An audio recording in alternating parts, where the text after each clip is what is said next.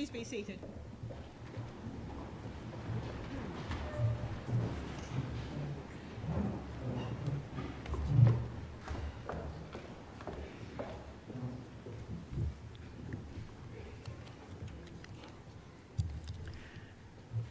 I, Catherine Branson, Chancellor of the University of Adelaide, declare open this congregation, convened for the purpose of presenting degrees. Distinguished guests, parents, friends, relatives, most importantly, those of you graduating today, welcome to the University of Adelaide's graduation ceremony. Gana Miana, Gana Yata, Nadlu Thampindi, we recognise that we're on Gana land. We acknowledge the Kaurna people, past and present, the traditional custodians of the Adelaide Plains and thus of the land on which the University of Adelaide's campuses are built. We acknowledge the Kaurna people's ongoing spiritual connection to this beautiful land. Graduates, your graduation is an event in which I hope you take great pride. I'm confident your family and friends take pride in your achievement, and the University of Adelaide also takes pride in the success of your studies here. Graduation Day, you might think, is a day to reflect a little, to think what it was that brought you to this university when you commenced your course of studies, and to reflect on what your future might now hold for you, this part at least of your program of studies being completed. Wherever your future takes you, I'm confident that what you've learned here at this university, the skills you've developed here, will hold you in very good stead, not only in your working life, but also, I hope, in all aspects of your future life. I now call on the Vice-Chancellor and President, Professor Peter Hoy AC, to present the candidate for an honorary degree.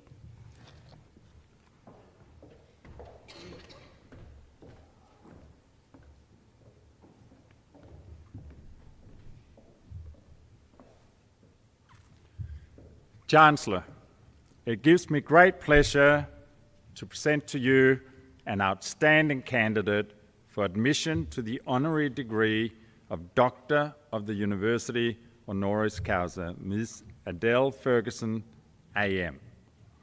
Adele is one of Australia's most decorated and respected media figures.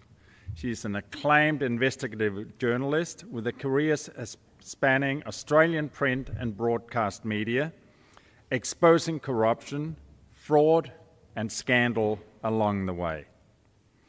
Following graduation from the University of Adelaide with a Bachelor of Economics and a Bachelor of Arts honours, Adele started her career in journalism at The Advertiser. From there, Adele held roles at the Business Review weekly magazine, The Australian, and senior positions at The Age, the Sydney Morning Herald, and the Australian Financial Review, where she undertook a series of joint ventures with Four Corners and 60 Minutes. Now working for the Australian Broadcasting Corporation's investigative unit, you may have seen her work on flagship ABC News, where she and current affairs programs Four Corners and 7:30. Adele is the author of the 2012 best-selling unauthorized biography, Gina Reinhardt, The Untold Story of the Richest Woman in the World, and the award-winning Banking Bad, Whistleblowers, Corporate Cover-Ups, One Journalist's Fight for the Truth, 2019. The impact of Adele Ferguson's work has at times been seismic, sparking national and state inquiries, legislative change, and a royal commission.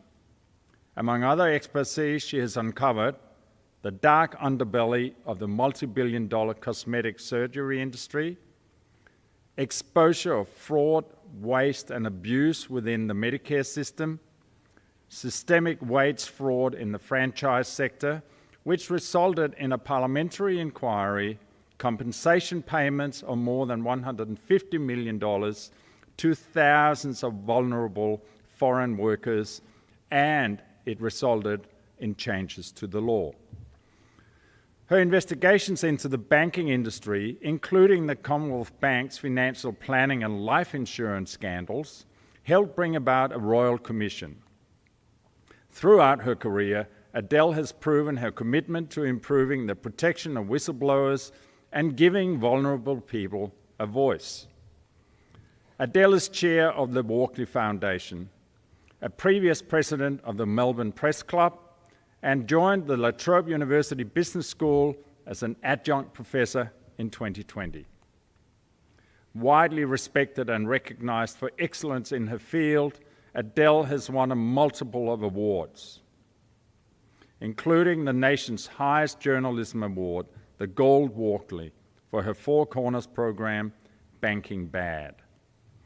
She has also won a total of 9 Walkley Awards, a Logie for Best Current Affairs Program, the Graham Perkin Australian Journalist of the Year Award, 20 Melbourne Press Club Quill Awards, including 2 Gold Quills, 14 Kennedy Awards, including 2 Gold Kennedy Awards, and 4 National Press Club Awards, including Journalist of the Year. In 2019, Adele was made a member of the Order of Australia for her significant service to the print and broadcast media as a journalist and business commentator. Today, we extend that recognition in awarding her the highest honour the university can bestow. Chancellor, I am pleased to present Ms. Adele Ferguson, Bachelor of Arts Honours, Bachelor of Economics, Member of the Order of Australia, for admission to the honorary degree of Doctor of the University Honoris Causa.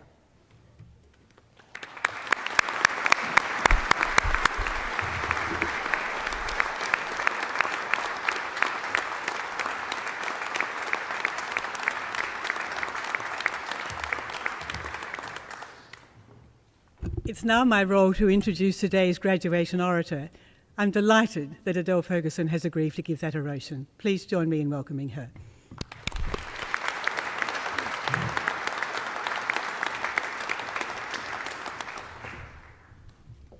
Thank you so much. Firstly, I would like to acknowledge the traditional owners of the land on which we are gathered today and pay my respects to elders past and present. Thank you also to the Chancellor of the University of Adelaide, the Honourable Catherine Branson, Vice-Chancellor and President, Professor Peter Hoy, distinguished guests, University of Adelaide academics, researchers and staff in attendance today, and especially the graduates. It's a great honour and privilege to receive an honorary doctorate at the university where I studied for a double degree. And I couldn't imagine a better place to receive an award than here at the beautiful Benithan Hall. Today, however, is not only a special occasion for me, but for each and every one of you.